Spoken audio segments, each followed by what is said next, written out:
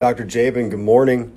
We had a question posted about heart palpitations. I wanted to jump out here and talk about that a little bit, or heart arrhythmias. It's actually a topic we've talked about a few times, and I'm sure we're going to be talking about it all the time because it is a very common symptom of a lot of the things that everybody on here is going through. Today, I'm actually at the office working. We don't know what's coming with everything that is going on out there, so we're just trying to get people in as quickly as possible. We're doing a lot of virtual work. So we're going to keep working through this entire thing as long as we can. Just putting that out there. And so what about heart palpitations, arrhythmias? So first of all, make sure that you know that you absolutely don't have something else going on like a blockage or a arrhythmia due to one of the sinus nodes, the electricity of the heart, right? So you've got to make sure you have those two things done first. I always refer patients to the cardiologist to make sure that they get that checked. Once that's checked and they get the free and clear, then we know that it's not some sort of structural change that's happened. There's not something missing or broken or damaged in the heart, because you've got to rule that out. Number one rule is keep people alive long enough to get them well.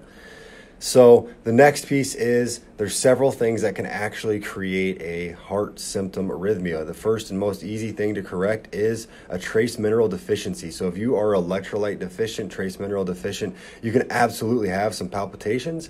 So just go ahead and knock that out. Take some trace minerals if that's something you're deficient of. Many of us are with adrenal deficiencies because of stress, especially in a time like this. So if you are peeing a lot, you're having frequent urination, you're not eating a variety of foods that give you a lot of minerals, and especially for us, again, we all like to eat a lot more clean maybe than the rest of the population.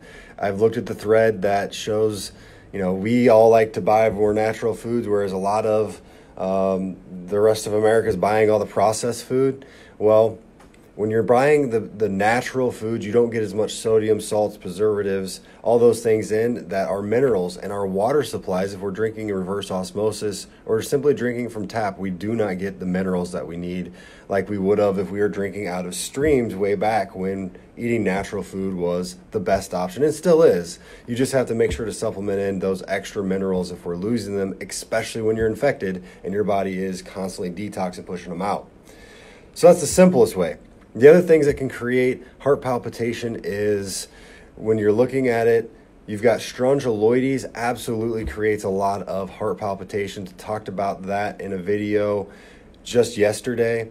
And then I've also seen babesia and of course heavy metals. So if you're doing some detoxification protocols where you are actually flushing out heavy metal and you're not binding it all up enough, you absolutely can get some metal that is circulating probably around the heart or even in the brain where it is causing arrhythmias or palpitations.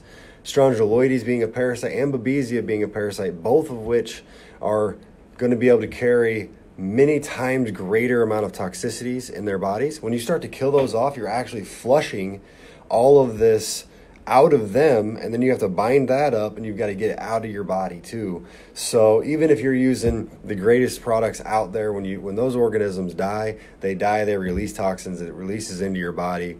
I know that's never ideal, but that's just the reality. So I use Mimosa pudica, all kinds of different products to help grab those parasites and pull them out, but some is always going to get into the body. So if you've got some detox symptoms happening, then that means make sure you get some binders in. Make sure you slow down to where your body's detox pathways can help. Add in some home therapies, whether that be coffee enema, castor oil packs, infrared saunas. Make sure you get your binders in, especially when it's heavy metal. You got to talk about HMET binders, one of the best ones I've ever seen. And you can take it around food, which is a huge step forward because, man, that makes it easier to get in, especially when you're working with kids or people with parasites that are hungry all the time.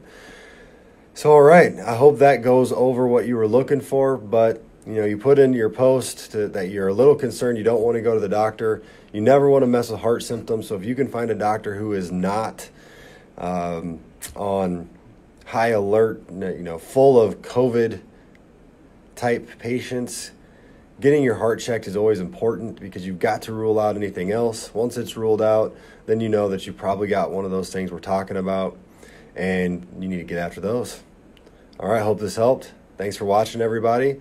I'll be bringing information as much as I can, so please keep asking questions. I was wondering what I was going to talk about today and saw that post and just jumped right on it. I do have a list of other ones, but some of these posts I can do just right off the top of my head in 2 or 3 minutes. Other ones, they take a little bit more time and a little more preparation because I want to make sure that the information I'm bringing to you is accurate and full and complete with detail.